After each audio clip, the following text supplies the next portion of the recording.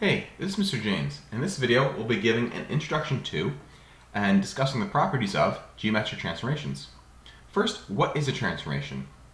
Well, a transformation is a type of mathematical function. You may have already seen algebraic functions.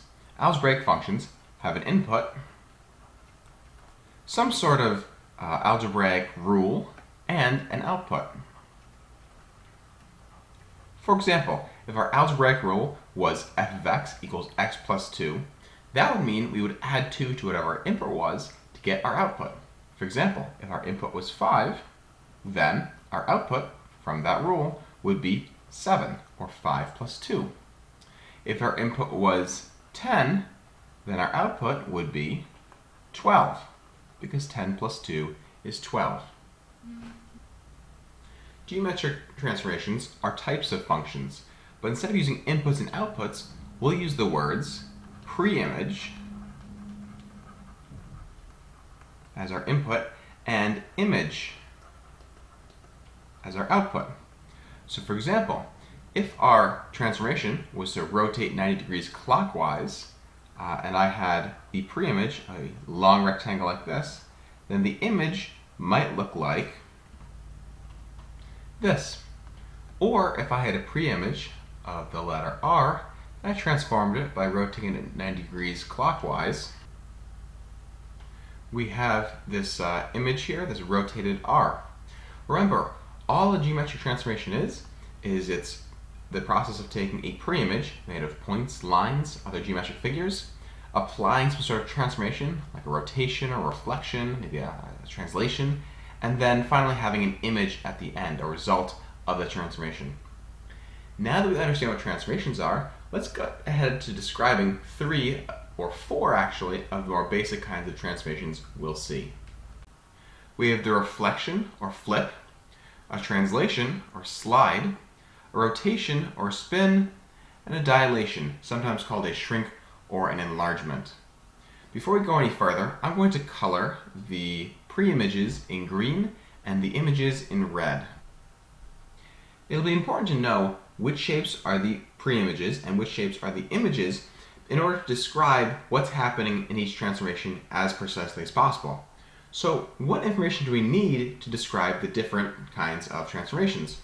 Well, for reflection, we're going to need to know the line of reflection. You can go ahead and draw the line of reflection halfway between the green preimage and the red image here to show that to get from the green preimage to the red image, we need to reflect over this line. And that's all we need for reflection. But what kinds of things will we need to describe a translation? We need a vector. V-E-C-T-O-R. Now this might be a new word to you, vector. Well, here's what a vector is. A vector has a direction. When I say direction, could mean up, down, left, right, or other directions like maybe a 45-degree angle or a 120-degree angle. And a vector also has a distance.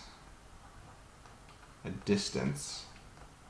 In some classes you might call this a magnitude, especially physics class. But for geometry, when we say distance, we mean things like how far are you moving? Is it 3 centimeters, 2 feet? How far is that translation? So to go from our green preimage to our red image here, using a vector, I might say that I have to go and slide down, there's my direction, and maybe 2 centimeters. There's my distance. This is a vector.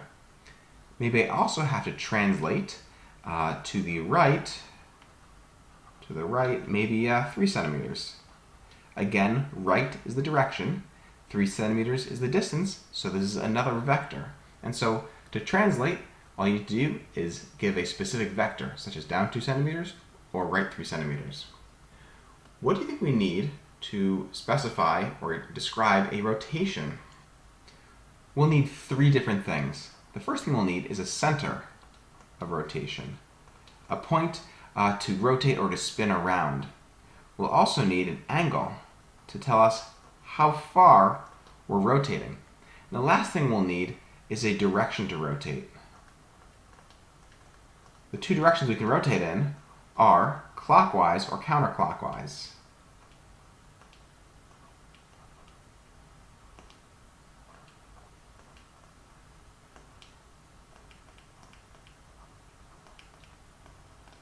In case you're not sure, clockwise is the direction a clock moves in, which is in that direction. Counterclockwise is the opposite way a clock moves, which will be this direction. And one little additional. When we're rotating in a counterclockwise direction, we'll say that our angle that we're rotating with, the number of degrees, is positive. But when we're rotating in a clockwise direction, we'll say that the angle measure is negative. Let's look at an example. In a rotation here, we've got a center that the pre-image to image is rotating around. We also have an angle of rotation. The angle that we're rotating from here, our pre-image, to our image, looks about 120 degrees. In addition, we would say that this is a positive 120 degrees, or that we are moving in the counterclockwise direction, because from this green arrow, our pre-image, to our red image, we're moving in that counterclockwise direction. Again, we have our center, our angle, and our direction. For a dilation, we'll need two things. First, we'll need a center. The center is the place on the pre-image that's not going to be shrunken or enlarged, but the point from where everything else will expand or shrink from. We'll also need a scale factor. A scale factor tells us how many times larger or smaller the image will be compared to the pre-image. For example, we have this green pentagon here, and this will be the center of dilation. Notice the red pentagon, the image, also touches that center. The scale factor will be times 2. Notice that the red pentagon is about twice as large as the green pentagon. So to get from the green to the red, we will have to double in size or have a scale factor of times 2. Just to review, reflections need just a line reflection. Translations need a vector with a direction and a distance, such as down 2 centimeters. Rotations need 3 things: a center to spin around, an angle, and a direction, either clockwise or counterclockwise. And lastly, dilations need a center and a scale factor. One of the more interesting ideas when it comes to transformations is the idea of fixed points. Fixed points are points or lines that transform onto themselves. In other words, whenever we reflect or rotate, that point doesn't move at all. So let's talk about what are the fixed points, or points that don't move, under each of these different transformations. Well, if you look at a reflection, it seems like the entire pre-image moves or reflects onto the image. But that's actually not true. In this example, we again have our pre-image in green and our image in red, but you can note that there are actually 2 points on these triangles that, when they're reflected, don't actually go anywhere. That's this point here and this point here. In fact, any point on the line of reflection won't move when it's reflected. Or you could think of it, it does move, but it just lands right back on itself. So when it comes to reflections, any point in the line of reflection is considered a fixed point that doesn't move during a reflection. Again, any point on the line of reflection is a fixed point.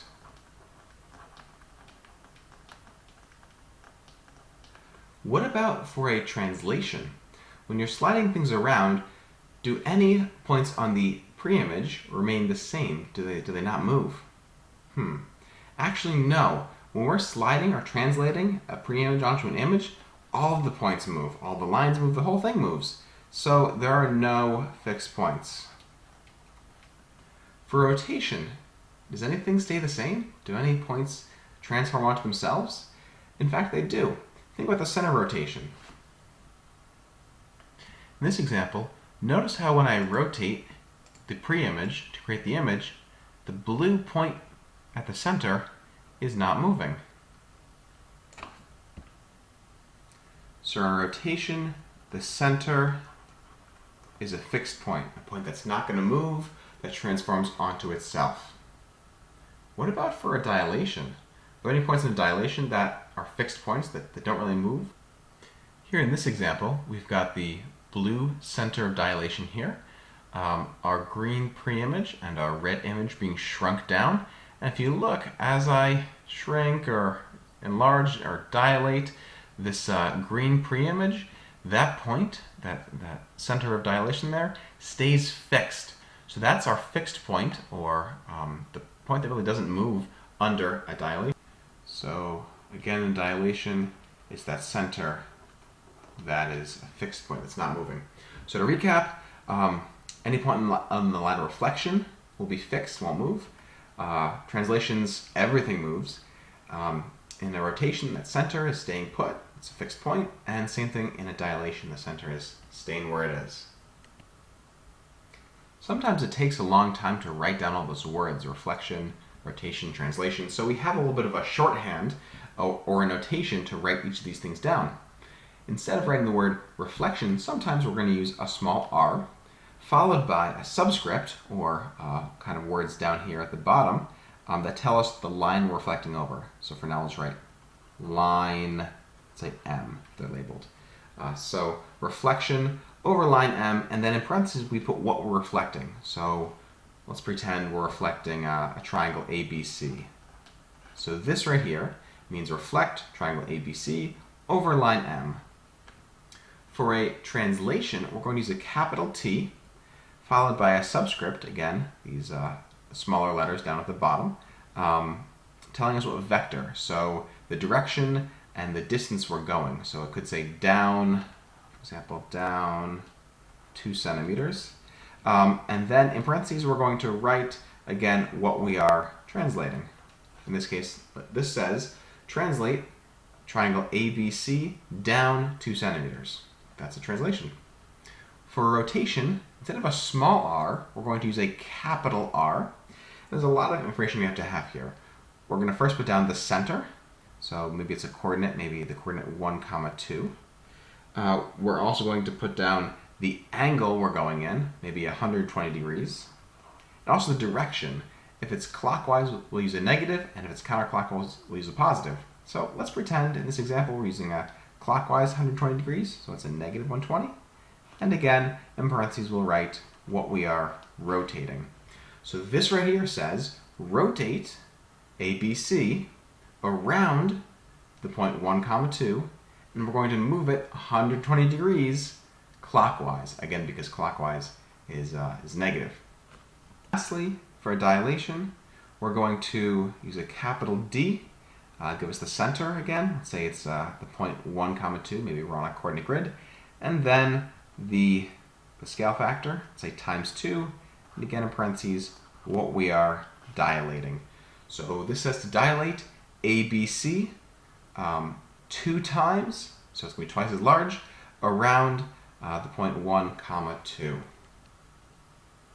Now at the beginning of this video, we use the words rigid transformations to describe a reflection, a translation, and a rotation, and a non-rigid transformation to describe a dilation. Now it's time to learn what those words mean. Reflections, rotations, and translations are called rigid motions. They could also be called rigid transformations because they transform points to points. Now this first one might seem kind of silly because let's say we had a reflection and I've got a point here. A reflection will transform that point to another point on the other side of the line of reflection. That seems pretty basic. But also they transform lines to lines. And not just lines to lines, but lines of the same length. Meaning that when I reflect one line to another line, the new line is going to look and have the same exact length as the first line did. In addition, they transform angles to the same size angle. So if I have maybe an angle here, when I reflect that angle, it will be the same size angle, the same angle measure as the original pre-image. That means that whenever we're using a reflection, a rotation, or a translation, that distance and angle measure